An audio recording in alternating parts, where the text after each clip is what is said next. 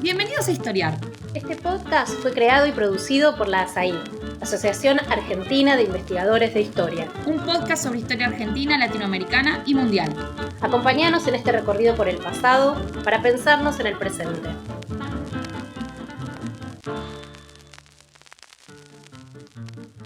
Bienvenidos a un nuevo episodio de Historiar. Soy Camila Perochena y el tema que nos convoca hoy es la Guerra Civil Norteamericana. Para eso tenemos con nosotros una gran historiadora mexicana, Erika Pani, profesora e investigadora del Colegio de México.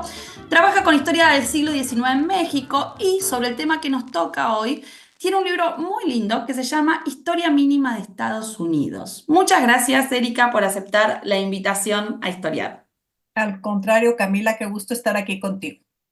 Bueno, a ver, la Guerra Civil Norteamericana es un conflicto que tuvo lugar entre, para los que no saben nada sobre el tema, ¿no? Vamos a ubicarnos un poco en tiempo y espacio. Es un conflicto que tiene lugar entre 1861 y 1865, durante la presidencia de Lincoln, y la principal consecuencia de esta guerra civil fue la abolición de la esclavitud. Fue una guerra tremenda, murieron más o menos 600.000 norteamericanos y terminó en la liberación de 4 millones de esclavos, es decir, implicó un cambio social, político muy importante para Estados Unidos. Entonces, en este episodio, ¿cuál es la idea? Vamos a hacer un recorrido por las causas que llevaron a la guerra, el tipo de enfrentamiento que tuvo lugar en el momento de la guerra y qué pasó después de la guerra y la abolición de la esclavitud. Así que me gustaría arrancar, Erika, preguntándote por el lugar que tenía la esclavitud en Estados Unidos en las primeras décadas del siglo XIX. Es decir, cómo había evolucionado el lugar de los esclavos en la economía, a qué se dedicaban estos esclavos, de dónde provenían, ¿no? ¿Qué lugar tiene la esclavitud acá? Ay, muchas gracias, Camila. Mira, el esclavitud tiene en la economía estadounidense un lugar importante, pero hay que recordar que es un lugar que cambia con el tiempo, ¿no?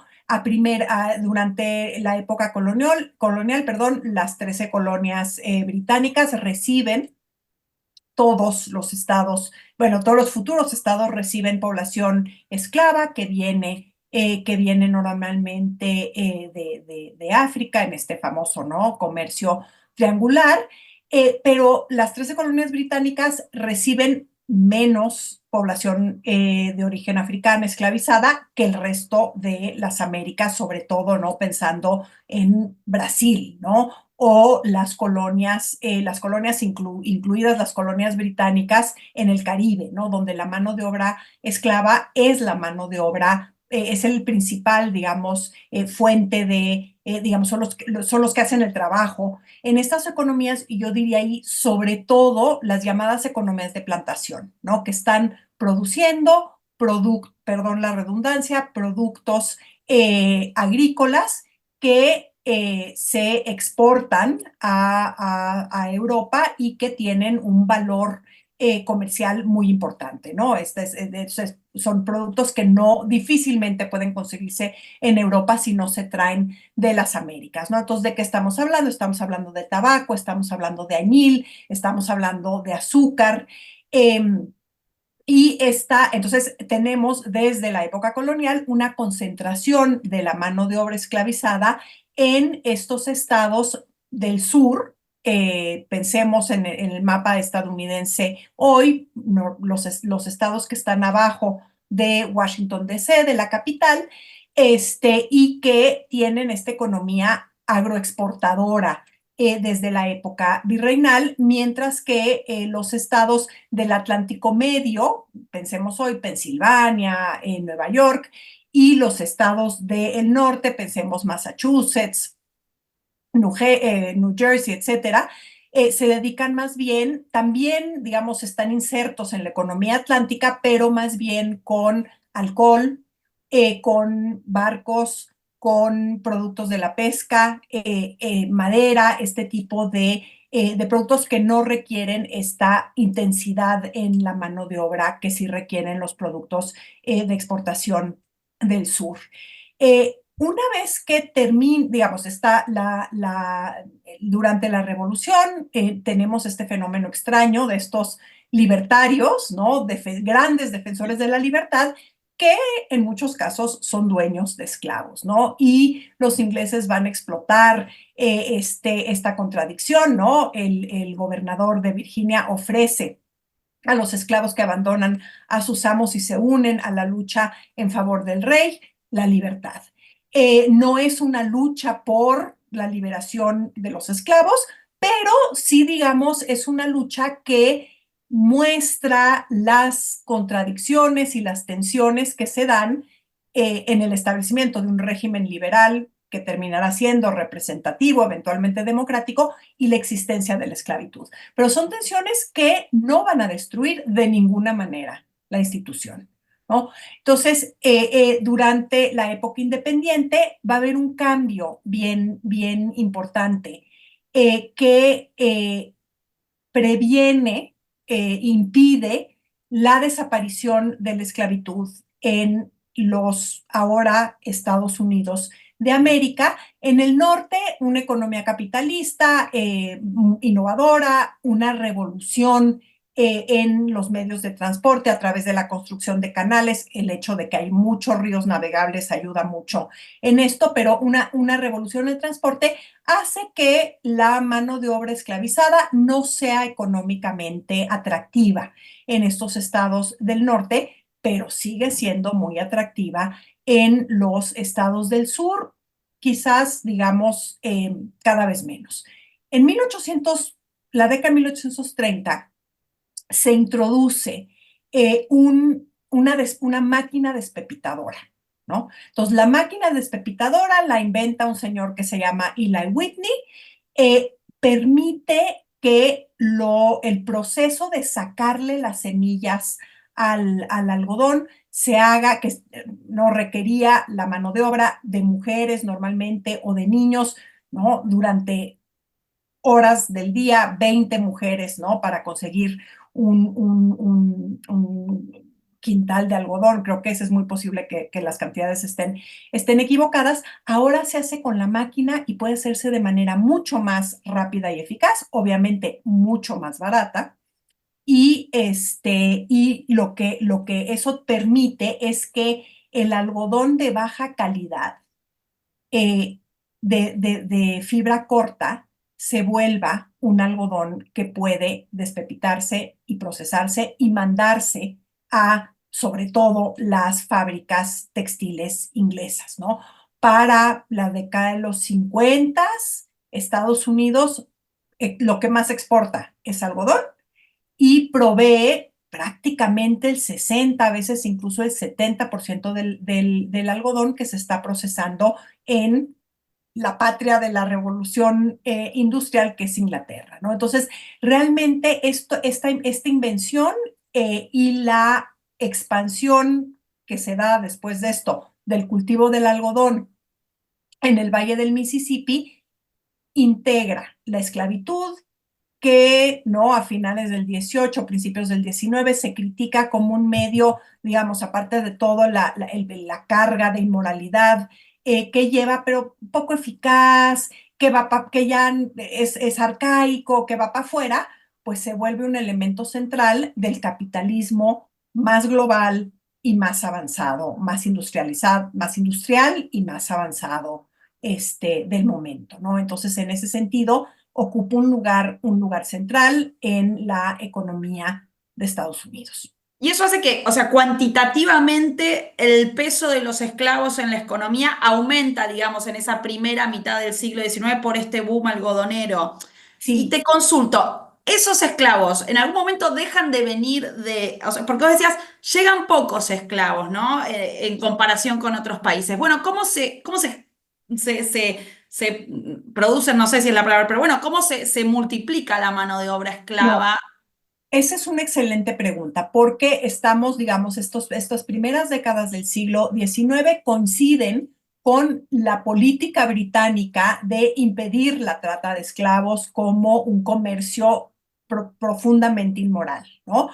Eh, y Estados Unidos, por razones de todo tipo, tiene una población esclava que se reproduce de manera demográficamente como digamos, parecida a la población libre, ¿no? Normalmente Doméstica, sí. las poblaciones esclavas se reducen porque las condiciones en las que operan son tan terribles. En el caso estadounidense hay un crecimiento demográfico y a pesar de que se prohíbe la trata transatlántica a partir de 1808,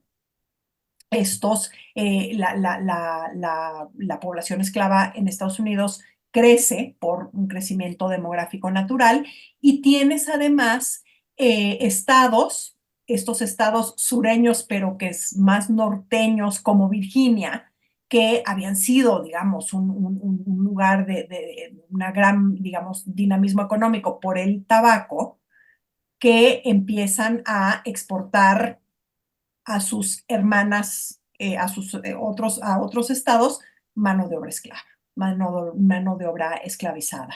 Entonces, ya es una población esclava con una cultura muy rica, con una serie de redes de información, en un espacio tremendamente restringido, que es el del trabajo esclavo, pero que es una población americana, ¿no? No es una población africana, a pesar de, digamos, los legados culturales que pueda haber. Clarísimo. Y hasta acá entonces estamos centrándonos en las diferencias en el norte y el sur. Dijiste algunas cuestiones económicas que diferencian al norte y al sur, el rol que tiene la esclavitud, ¿no? Y donde en el norte esa esclavitud está ya prohibida, podríamos decir, en la gran mayoría de los estados, en el sur legalizada. ¿Hay alguna otra diferencia entre el norte y el sur, los dos grupos de la guerra civil, que vos dirías hay que, por ejemplo, culturales que habría que tener en cuenta para pensar en este enfrentamiento? O, Mira, hay toda una historiografía que ha insistido, que además, digamos, hace eco de lo que los hombres y las mujeres de la época decían, ¿no? De unas poblaciones que se están volviendo cada vez más distintas, que culturalmente, ¿no? El sur es una sociedad más patriarcal, es una sociedad que incluso busca reproducir patrones de antiguo régimen, con ciertas jerarquías, aristocrática sería, o algo. aristocratizantes, con una lógica paternalista. Y si bien yo te diría, sí hay una producción cultural que para legitimar la esclavitud, o sea, la esclavitud pasa de ser un método de producción arcaico, incómodo dentro del discurso republicano, que los obliga a hacer cosas rarísimas, ¿no? Por ejemplo, cuando están en la Constitución viendo cómo se va a representar a los ciudadanos estadounidenses en el Congreso, dicen, bueno, ¿contamos o no contamos a los esclavos? Entonces, la ironía es que los sureños que están insistiendo que estos hombres y mujeres y niños son propiedad, son lo que ellos llaman chattel, ¿no? Que es esta palabra de inglés antiguo para denominar bien.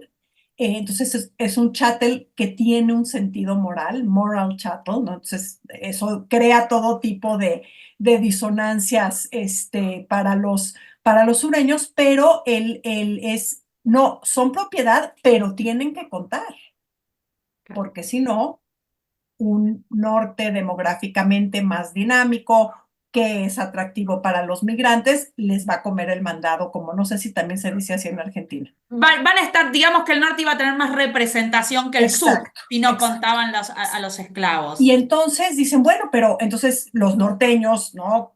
En esta rivalidad dicen, bueno, pues entonces nosotros vamos a contar los caballos, las vacas, los cerdos y las gallinas. No, ¿cómo cree? Eso es absurdo. Pues es que es igual de absurdo. Y entonces terminan con este acuerdo, que es que se cuentan las 3/5 partes de la Constitución. No menciona la palabra esclavo, la palabra esclavitud, pero dice todas esas otras personas que no son personas libres y que no son indios que no pagan impuestos. ¿no? Eso es muy llamativo, o Entonces, sea, no hay en la Constitución en la Constitución de 1787, aclaramos, sí. ninguna mención a la esclavitud de ningún No tipo. hay una mención específica a la esclavitud, pero hay una serie de eufemismos que refieren a personas que deben trabajo. Dice, bueno, las personas que deben trabajo no pueden cambiar de estado y verse liberados de esta deuda. Hay una ley que va a ser la ley del esclavo fugitivo, de las cuales va a haber que está basada en esta exigencia constitucional de que la persona que debe trabajo por su calidad de esclavo, no porque es un aprendiz, no porque, digo que esos también tenían la obligación de pagar, pero los otros estados le deben a los estados esclavistas el recuperar a quienes están tratando de zafarse de su obligación para, porque pasando de un estado esclavo a un esclavo libre, por ejemplo. Entonces, hay esta gran discusión de los hombres del momento que dicen la Constitución es pro o anti esclavista. Entonces tú tienes a los abolicionistas radicales que dicen la Constitución es un pacto con el diablo, debe de ser desechada, lo cual hace de ellos una minoría políticamente muy poco eficaz, o sea, intervienen en el discurso público, se les considera incendiarios, etcétera, pero es muy poco lo que pueden hacer desde esta postura que por otra parte es la más congruente, la más moralmente, ¿no? Que tiene el sentido moral más sólido, pero el decir que la Constitución no sirve te saca por completo del debate, de las posibilidades dentro de la lucha política y del debate político que le va a dar forma a las leyes. Entonces tú tienes gente que cree que este prurito que tuvieron los padres fundadores, ¿no? Los llamados padres fundadores, de no introducir la palabra esclavitud, sugiere que la Constitución tiende hacia la libertad nacional. Pero tú tienes una bola de otras gentes que yo creo que hacen una lectura más correcta, que dicen, aquí está, ¿no? Sí, se prohíbe la trata a partir de 1808, pero tienes todos estos otros elementos que avalan la esclavitud. Y por lo tanto es un documento pro-esclavista, ¿no? Y ahí es un debate hoy entre los historiadores y fue un debate muy candente entre los hombres y mujeres de la época. Clarísimo. Bueno, vamos ahora al camino hacia la guerra civil y me parece que un punto importante previo para poder entender cómo se llega a la guerra civil en 1861 es la invasión a México en 1846, ¿no? Entonces me gustaría si nos podés contar qué pasó en ese contexto de la invasión a México y cómo esto impacta en las relaciones entre los estados del norte y el sur, ¿no? Cómo impacta en lo que queremos tratar de entender, que es cómo se llega a la guerra civil. Sí, ¿no? Entonces, a ver, sin duda yo creo que si no hubiera habido guerra entre México y Estados Unidos, bueno, si no hubiera habido la gigantesca cesión territorial, ¿no? Adquisición territorial en el caso de Estados Unidos, que se da en 1848, prácticamente más de 2 millones de kilómetros cuadrados, un poco más de la mitad de México, es difícil pensar en el camino a la guerra civil estadounidense. Un poco decíamos, son muy distintos culturalmente, yo te diría que no, y sobre todo tienen un régimen político compartido. La referencia a la Constitución es inevitable en cómo se piensa la política. El federalismo es algo que yo creo que permite además que estas diferencias, que se diferencia Virginia de Massachusetts, pero también se diferencia Ohio de Nueva Jersey, ¿no? Entonces, estas diferencias son contenciosas y se resuelven dentro de este cauce constitucional, a veces con mayor hostilidad y tensiones que otro, como es el caso de los aranceles, ¿no? Entonces, los estados del sur no quieren que se pongan aranceles porque ellos exportan y temen una medida, digamos, similar por parte de los países europeos, y llega incluso un momento en que John C. Calhoun, que es un gran político de Carolina del Sur, que es un estado especialmente latoso durante toda la primera mitad del siglo XIX, dice, lo que vamos a hacer es un sistema mediante el cual las leyes federales las va a aprobar o no la legislatura local. Con lo cual, ¿no? O sea, tú tienes al presidente Andrew Jackson, de quien Calhoun fue vicepresidente, decir absolutamente no, y si siguen con su necedad, yo voy a ir con el ejército y voy a colgar a John C. Calhoun de un árbol ahí en Columbia, Carolina del Sur. Entonces, estas tensiones, digamos, yo creo que hay mucho más en común entre las dos secciones, como se van a llamar en los momentos de tensión más álgidos, que diferencias, a pesar de que no. Emerson, por ejemplo, cuando se da la secesión, dice qué bueno que ya nos deshicimos de esos antirrepublicanos, nefastos, esclavistas, enemigos de la ley. Pero en realidad, ¿no? Y en realidad, la economía norteña funciona también con el dinero, el transporte, de la economía del algodón, que es una economía vigorosísima. La gran mayoría de lo que hoy llamaríamos los grandes capitales están en el sur y no en el norte. Los esclavos, perdón, los hombres y mujeres y niños esclavizados valen más que los activos bancarios, ferrocarrileros, etcétera, en el norte. Entonces, es una situación, digamos, en ese sentido, bien complicada, indefendible la esclavitud, pero sí creo que nos permite entender por qué dura tanto, ¿no?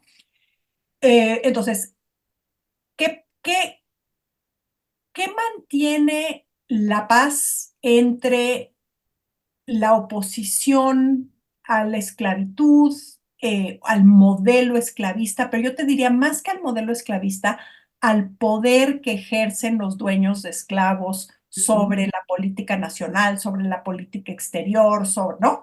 Por ejemplo, no sé cuál es el caso de Argentina. A México todos los ministros estadounidenses, posiblemente se me esté escapando alguno, todos son sureños y Claro, todos quieren la expansión territorial para poder plantar más algodón, ¿no? claro. Entonces, esta política muy agresiva de expansión territorial, pues está fincada en el hambre por tierras que tienen los dueños de esclavos, ¿no? Entonces, lo que ellos llaman los norteños llaman esclavocracia. Entonces, ahí está la diferencia, mucho más que en la identidad o en dos modelos económicos, esta idea de que la guerra civil se da entre el modelo económico del futuro capitalista e industrial y esta especie de modelo de antiguo régimen agrario. Este modelo de antiguo régimen y agrario es un modelo muy moderno. En las Claro, muy plantaciones capitalista. están trabajando como en las fábricas, ¿no? Con los horarios, con el trabajo casi en cadena, etcétera, etcétera. Entonces, ahí, ¿cómo funciona esta frágil, estas rivalidades, esta frágil unión? Es que no se habla de esclavitud en el Congreso Nacional. No se pone en discusión, o sea, Hay veces que se tiene que hablar de ella, como en 1820, cuando Missouri, que está al norte Missouri forma parte de un territorio que incluso antes de que se promulgara la Constitución, se dijo, bueno, este territorio va a estar libre de esclavitud. Missouri quiere entrar, ¿no? Hacer claro, su primero era un territorio. territorio que no era un estado porque no tenía la Exacto. población Ya suficiente. tiene la población y hace su constitución y dice, oigan, quiero entrar. Y entonces es un estado, es un territorio que ha violado la prescripción de mantener este territorio del noroeste libre de esclavitud. Entonces, ¿qué vamos a hacer? Es un drama porque, pues, ¿qué vas a afectar los derechos de población? Vas a violar el acuerdo legislativo porque hay una ley, la ordenanza del noroeste.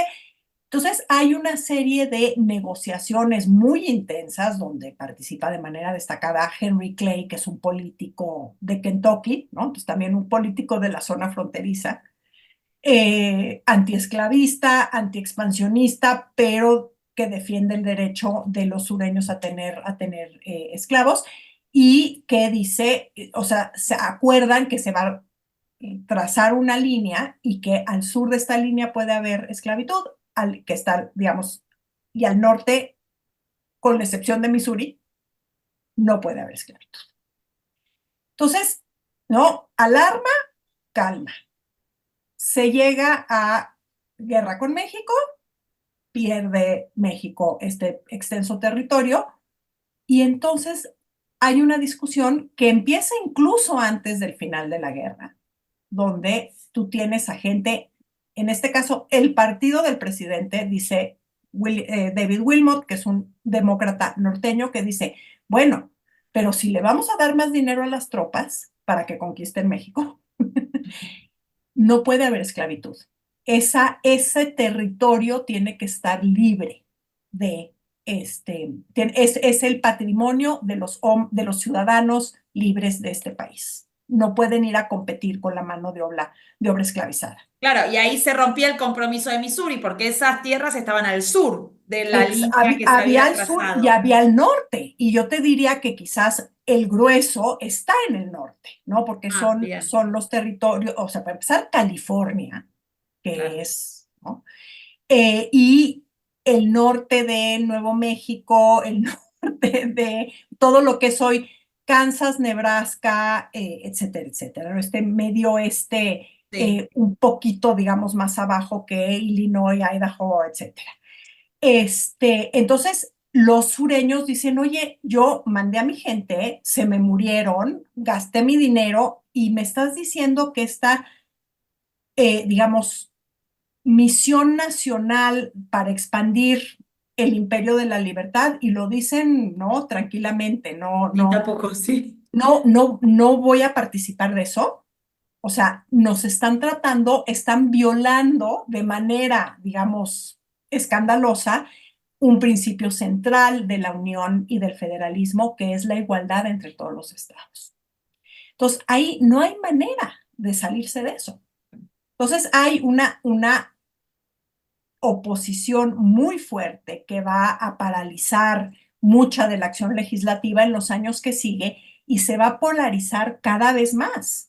Y entonces, eventualmente, tú tienes a gente como Henry Clay. O sea, Henry Clay es uno de los que va otra vez a decir, no, miren, nos vamos a poner de acuerdo, vamos a cambiar esto por esto, vamos a prohibir que se hagan estas subastas públicas en Washington, sí, porque la verdad quedamos súper mal con los embajadores de los otros lugares, en esta época ministros de los otros lugares, pero no vamos a abolir la esclavitud incluso en la capital de la Unión. La ley del esclavo fugitivo va a ser una ley, es una ley tan estricta que obliga a los ciudadanos comunes y corrientes a capturar y entregar a los esclavos fugitivos. Porque si Entonces, no estabas cometiendo un crimen, o sea, si no entregabas a los esclavos fugitivos, eras cómplice de un crimen o con algo lo así. cual los ciudadanos norteños, que quizás no, a ver, hay una construcción de los hombres y las mujeres afroamericanas como inferiores, hay un racismo rampante, todo esto es cierto.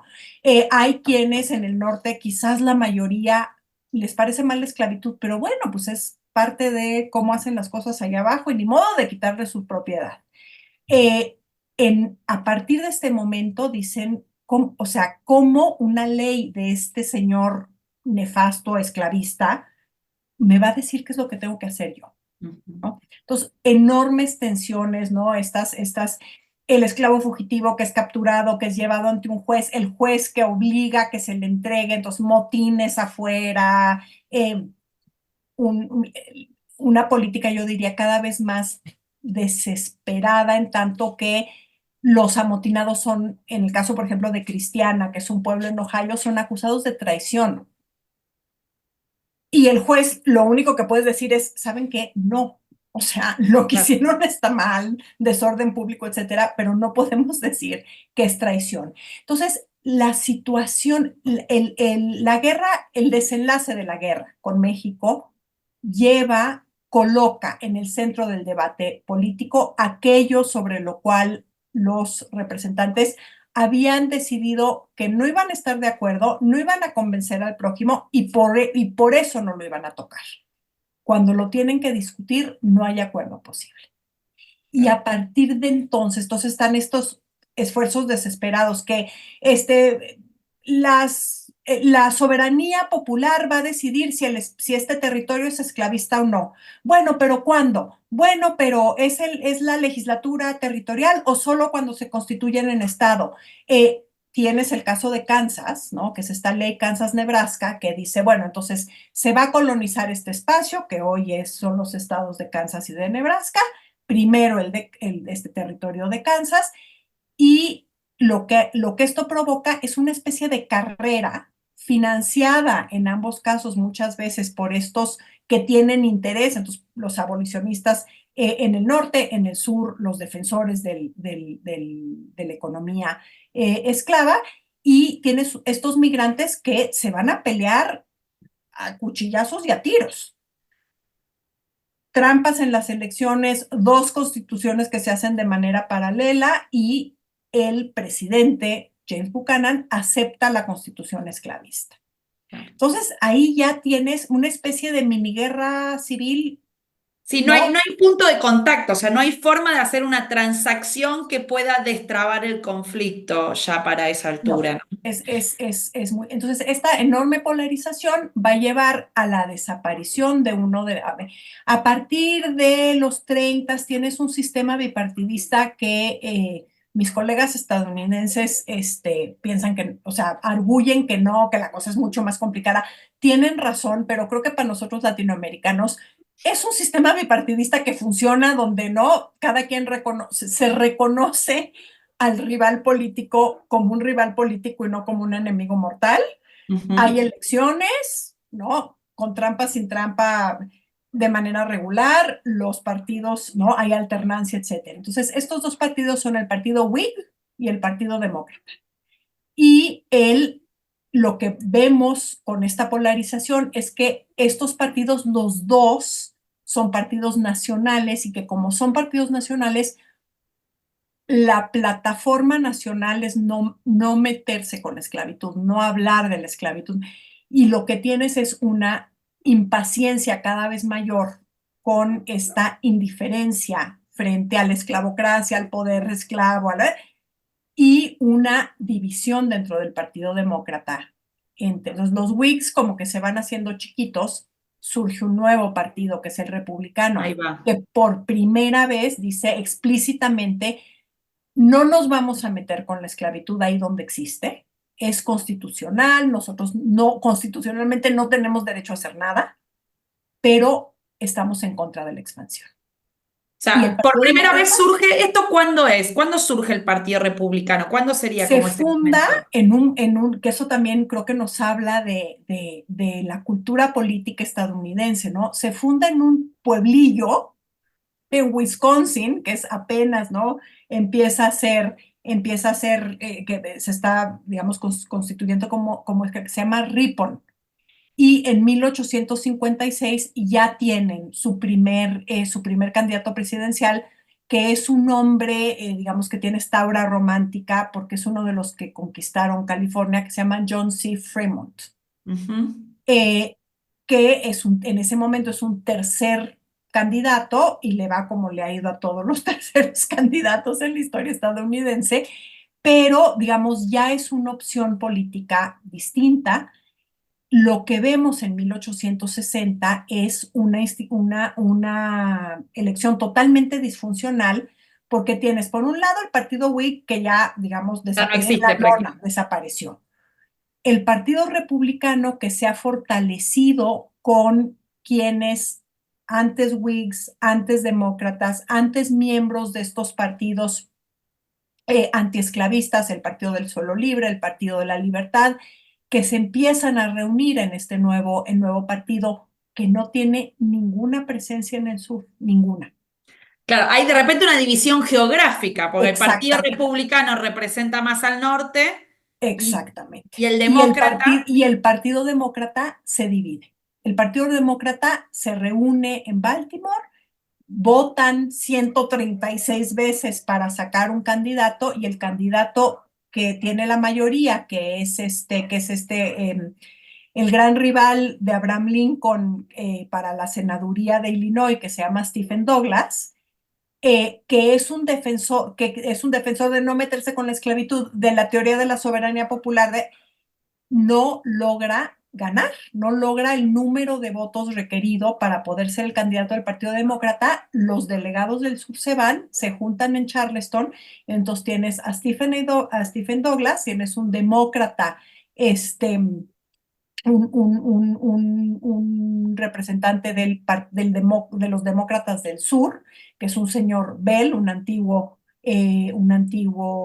senador, y tienes un nuevo partido que se forma de manera casi de emergencia por políticos experimentados, que es el Partido de la Unión Constitucional, que tienen a otro, digamos, de estos en la vena de estos conciliadores, de estos que están totalmente siempre tratando de negociar, que es Breckinridge. Entonces, es una elección, en realidad son dos elecciones, ¿no? En el norte están Lincoln y Douglas, en el sur están más bien Breckinridge y Bell, y gana Abraham Lincoln con 38% del voto popular.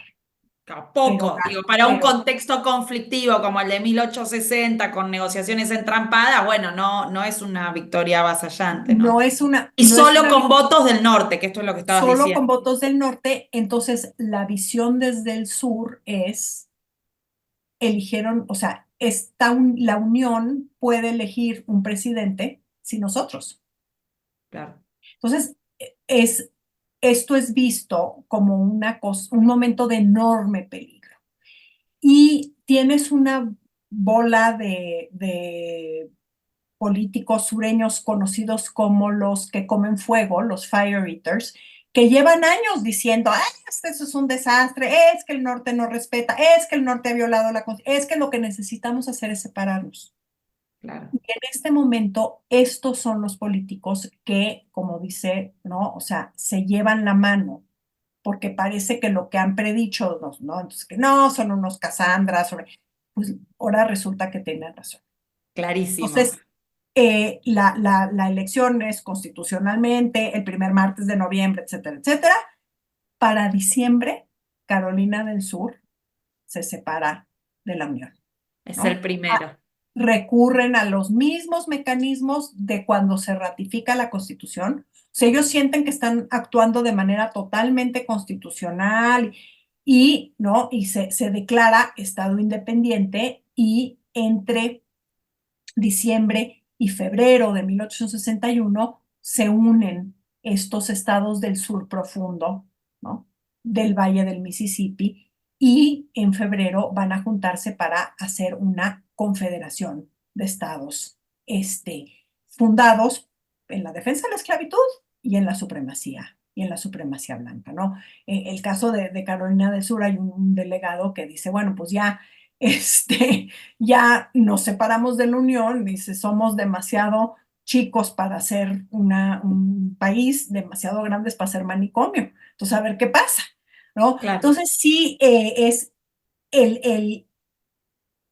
en un experimento de construcción nacional, ¿no? Muy decimonónica, pero en un contexto, digamos, de emergencia, en donde las cosas se hacen con enorme velocidad, ¿no? Se separan de la Constitución, pero en realidad hacen una Constitución parecidísima, ¿no? Donde no hablan de derechos, o sea, los derechos estatales tienen el mismo estatus en el norte que en el sur. Entonces, bueno, Vamos a hacer un pequeño corte y volvemos en 30 segundos nomás a meternos de lleno en la guerra.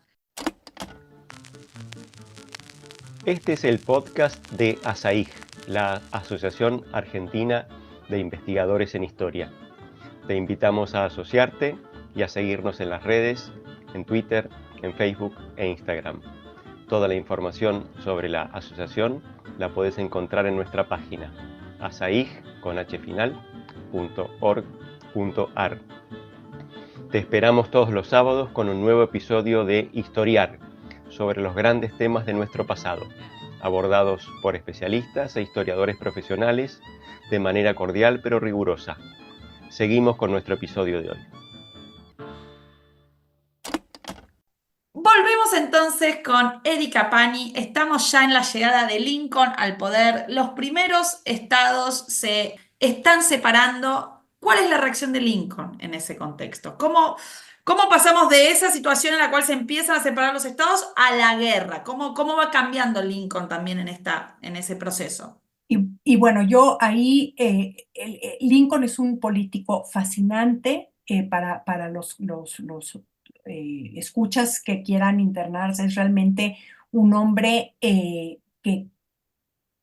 va dejando viejos prejuicios, que va dejando viejas visiones, que tiene un discurso público espectacular, o sea, tiene una facilidad de palabra, y que en su discurso podemos ver un poco cómo van cambiando, ¿no? Cómo el engranaje va.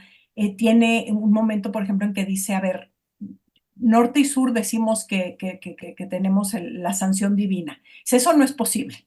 O sea, Dios no puede apoyar a los que quieren una cosa y a los que quieren la otra.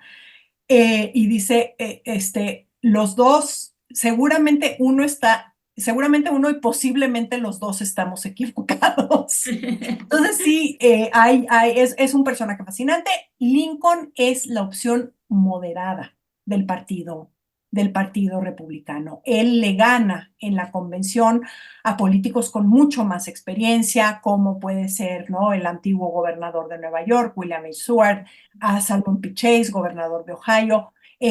Lincoln, recordémoslo, tenía la experiencia de haber sido diputado durante la guerra con México, de haberse opuesto a la guerra con México, pero realmente de haber sido el gran, digamos, discutidor con Stephen Douglas, pero pierde esa designación para ser senador por Illinois.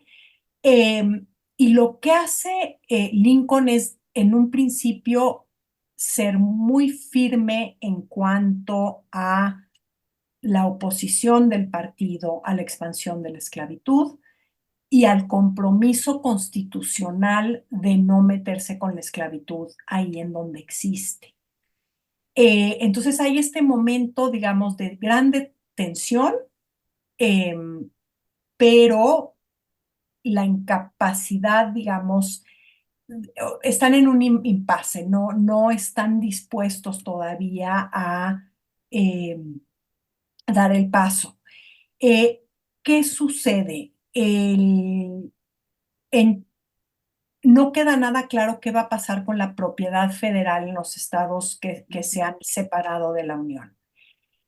Hay un fuerte enfrente de Charleston, ¿no?, que es un puerto importante en este momento en Carolina del Sur, y el puerto está sitiado por las milicias de Carolina del Sur, y se decide que, o sea, se tiene que aprovisionar, las milicias lo impiden y eventualmente el comandante del fuerte se rinde. En ese momento, para Lincoln, las apuestas cambian, ¿no? Aquí ha habido una agresión en contra de la Unión y eso no es posible negociarlo, no se va a salir ahí con una negociación, y Lincoln llama a 75,000 voluntarios para que aplasten la rebelión. Entonces ya los términos de lo que está sucediendo se concretan, ¿no? Lo que no se sabía que se iba a hacer.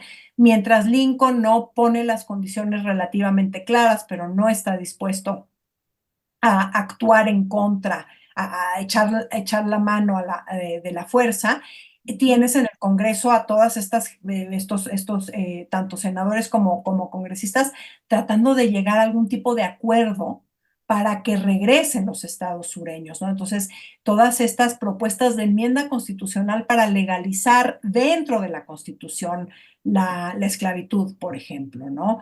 Y sin propuestas de una comisión de paz para que dejen a las hermanas partir en paz. Entonces, estas incertidumbres se cierran con el ataque al fuerte Sumter y la reacción de Lincoln, que es: esto es una insurrección y la vamos a desarmar a través de la fuerza. Lo que es visto como una agresión por aquellos estados del sur que se habían mantenido al margen, ¿no? Entonces, Virginia, Carolina del Norte y Tennessee se unen a la Confederación. Claro, lo que ven es como un avasallamiento por parte del Estado federal de las autonomías de los estados, sería, ¿no? Exacto, exacto. Es una declaración de guerra, ¿no? Entonces, que les parece totalmente injustificada, injusta e intolerable.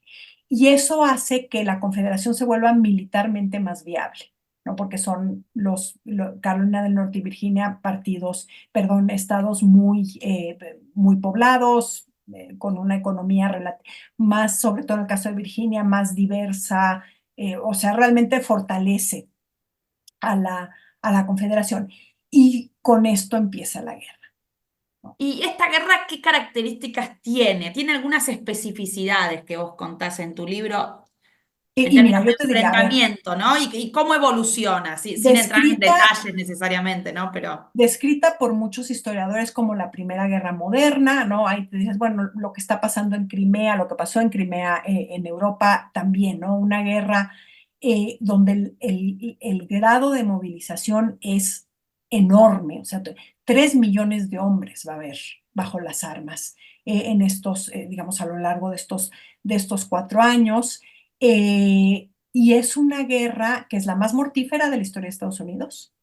Es una guerra que va a tocar a todas las familias, o sea, rara es la familia que no, por lo menos tiene, no necesariamente un miembro, pero alguien cercano que murió en la guerra. Todo mundo tiene alguien que participó, es prácticamente todo mundo tiene alguien que participó en la guerra. Una guerra en la que la táctica militar sigue siendo, ¿no?, la de Jomini, ¿no?, el mariscal napoleónico que tiene estas, ¿no?, de cómo le tienes que hacer para mover a los ejércitos, pero una tecnología ya que permite la masacre de quienes tienes enfrente, sin necesariamente que se gane mucho terreno. claro, la Entonces, lo que estrategia no vamos a ver, acompañaba el avance tecnológico de alguna exactamente, manera. exactamente, y entonces lo que tú tienes son estas batallas durante prácticamente los primeros 3 años, con una cantidad de muertos y heridos espeluznante, sin que quede muy claro quién ganó.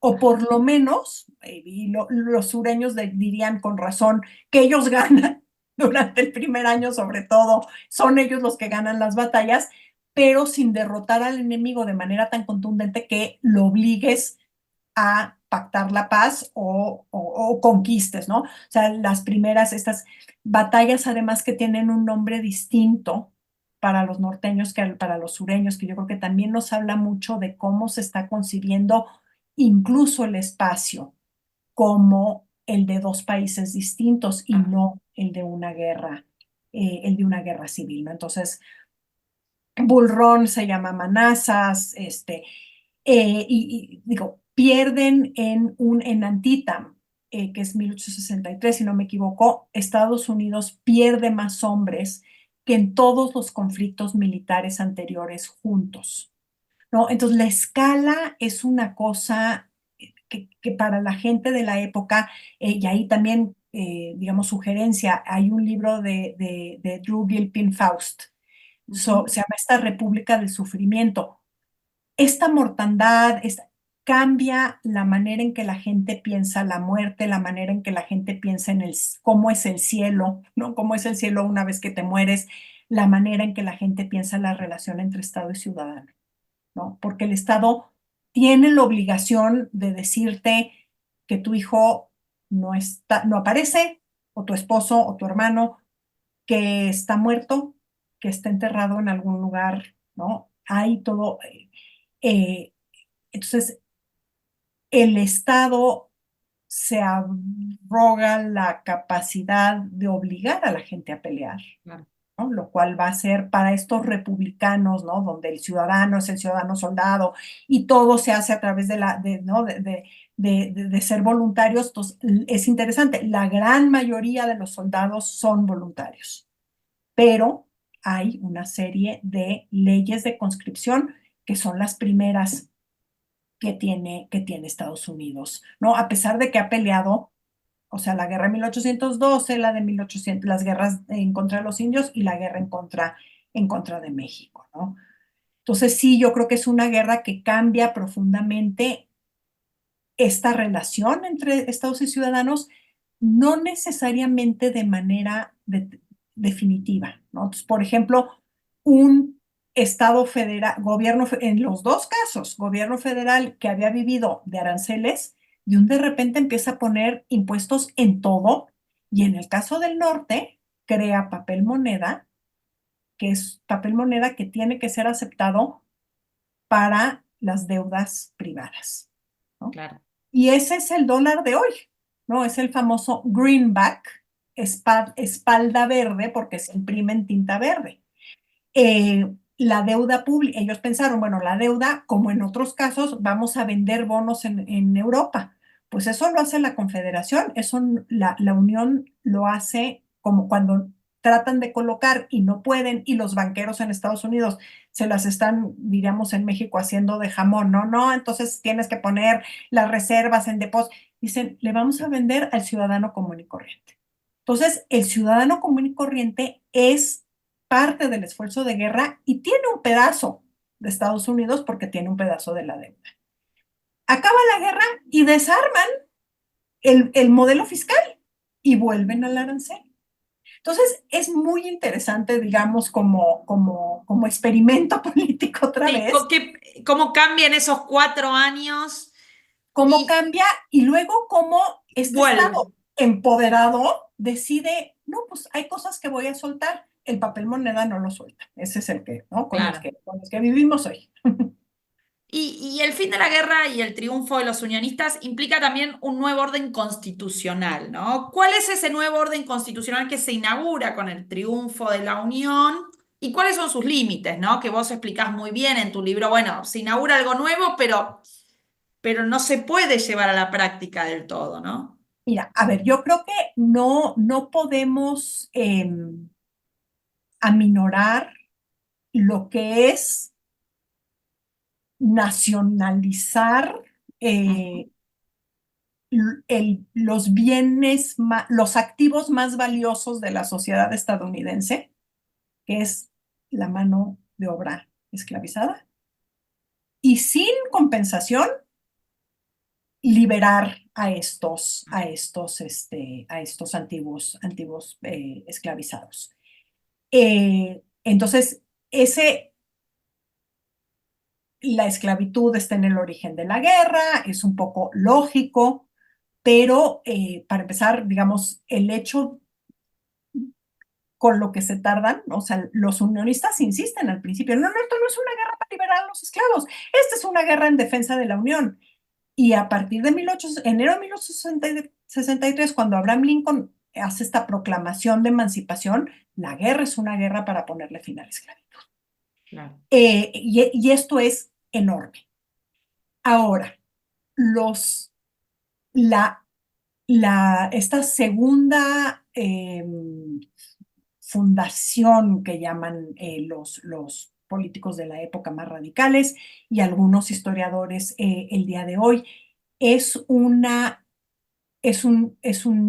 nuevo comienzo para la República en la que se insiste que lo que se está haciendo es restaurando la Constitución a lo que debería de haber sido en su Claro. origen, ¿no? Entonces, un discurso constitucionalista muy fuerte. Entonces, por un lado, para liberar a los esclavos, para garantizar su libertad y para asegurar su integración como ciudadanos a la sociedad, a la nueva sociedad americana, tiene que plasmarse en la Constitución, ponerse más allá de la política. ¿Por qué? Porque tú tienes una clase política en el sur que lo primero que va a tratar de hacer es restablecer el sistema, digamos, de jerarquía social, de mercado laboral, etcétera, que reproduce muchos de los vicios de la Ujú. esclavitud. Claro. Entonces, tiene que estar protegida por el orden constitucional. Entonces, hay estas enmiendas de la Guerra Civil, la 13ª que prohíbe la esclavitud, la 14ª que establece la ciudadanía estadounidense, ¿no? Antes, ¿quién era ciudadano americano? Pues los ciudadanos ahí, ¿no? De los estados. De hecho, hay un caso que va a ser escandaloso en 1857, en el cual un esclavo que había vivido en territorio libre reclama, pues yo viví en territorio libre, o sea, yo debo ser libre. Y la decisión de la Suprema Corte es una decisión terrible en donde se dice, los hombres negros no tienen ningún derecho que los hombres blancos deban respetar. Entonces, bueno, se considera la peor decisión que ha tomado la Suprema Corte, pero, digamos, eso tenía que evitarse, ¿no? Entonces se dice, es ciudadano americano todo el que nace en territorio estadounidense bajo la jurisdicción federal, ¿no? Entonces, con excepción de los indios que no pagan impuestos, ¿no? Entonces ahí ya está este derecho de jus soli, que sigue siendo muy polémico el día de hoy, se funda en esta convicción de que tú no puedes tener una población que es ajena a la comunidad política, una población nativa, una población arraigada, y que resulta que es ajena a la comunidad política. Y que el Estado federal tiene la obligación de garantizar los derechos, digamos, civiles básicos: vida, libertad, derecho de propiedad y a la protección igual de la ley y al debido proceso. Y es responsable de esto el gobierno federal. ¿Sí? O sea, el gobierno, hay, a la par que hay el establecimiento de este nuevo orden, digamos, político, en el cual lo que se busca asegurar es una igualdad de derechos civiles y políticos, lo vamos a ver con la 15ª enmienda, pero quien es el garante de esto es el Poder Federal. Entonces, también una centralización. Y la 15ª enmienda que garantiza que no se discrimine. Entonces, yo creo que esto es quizás importante resaltarlo. La Constitución de 1687 es una constitución que lo que busca es fundar una unión de estados. Lo que busca es regular una unión federal, y que sin embargo se basa en la voluntad de nosotros, el pueblo. Entonces, es un gobierno de estados, que yo creo que ese es un poco el objetivo principal, pero es un gobierno de ciudadanos, del pueblo de los Estados Unidos. Entonces, en ese sentido está esta otra, la voluntad de decir, bueno, tienen que tener derechos políticos, pero quien otorga los derechos, quien protege los derechos, no es el gobierno federal, es el gobierno estatal. El derecho al voto lo otorgan los estados, que es la comunidad política esencial, pero a partir de 1867, no, perdón, de 1870, que es cuando es ratificada la 15ª enmienda, los estados no pueden discriminar por razón de color, raza o antiguo estado de servidumbre. Entonces, no, la Constitución el día de hoy no otorga el derecho al voto, pero prohíbe la discriminación por raza y eventualmente la prohibirá por sexo, no por género. ¿Y qué pasa con esto después de? Porque en los estados del sur, bueno, ya como para ir cerrando como última pregunta, bueno, este es el cambio constitucional, pero llevarlo a la práctica, los estados del sur buscaron la manera de no efectivizar, ¿no? De no llevar a la práctica estas enmiendas. ¿Cómo es ese proceso a grandes rasgos, ¿no? Y yo creo que, y muy rápido, es un periodo fascinante, pero pues no necesitaríamos otro programa. Otro episodio. Es este periodo de la reconstrucción, en la que el gobierno, o sea, los republicanos radicales establecen que para poder reconstruir la república hay que ocupar militarmente los estados antiguamente rebeldes y construir este nuevo orden constitucional.